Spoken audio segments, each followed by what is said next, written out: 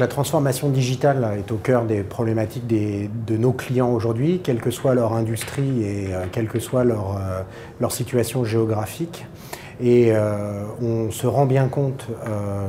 encore une fois, au travers des différentes industries qu'on a l'habitude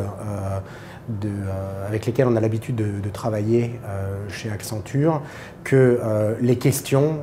reviennent de manière systématique. Et ces questions, finalement, sont à la fois des questions liées à l'organisation, liées au rôle et à leurs évolutions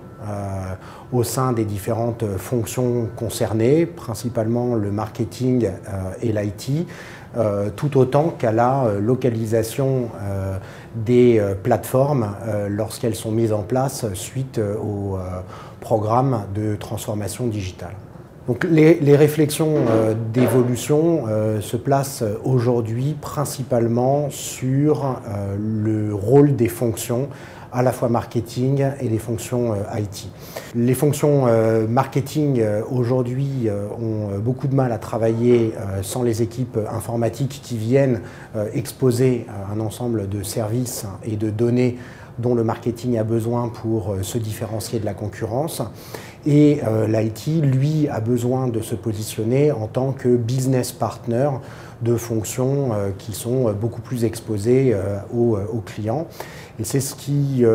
nous amène à constater des évolutions de modèles qui vont au bénéfice des clients, non sans poser un certain nombre de questions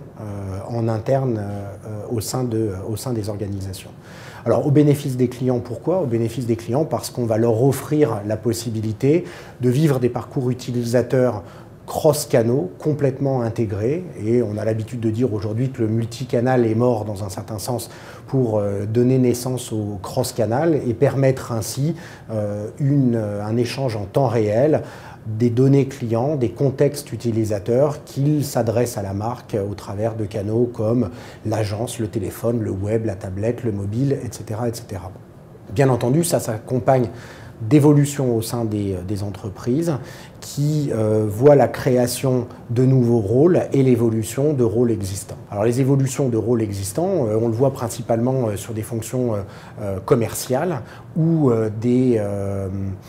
pans entiers de métiers évoluent avec l'avènement de l'e-commerce par exemple,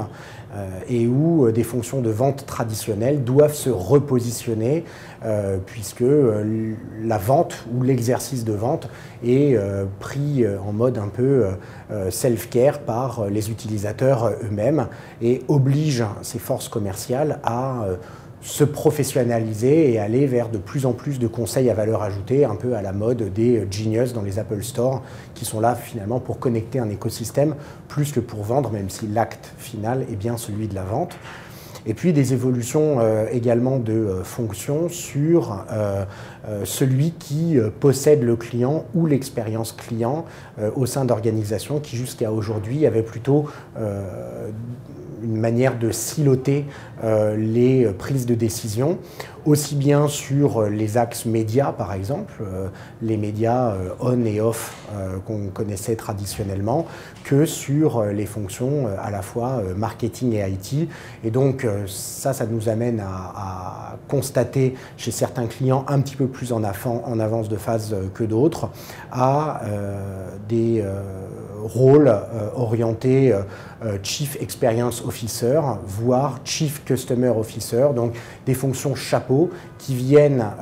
piloter à la fois les médias et à la fois les moyens, qu'ils soient marketing ou technologiques, au service d'une expérience client enrichie, mettant en œuvre une promesse qui est tenue, ou en tout cas qui est faite depuis des années, de mettre des organisations et des moyens réellement customer-centric. Et là, on voit qu'enfin, on a la possibilité d'y arriver.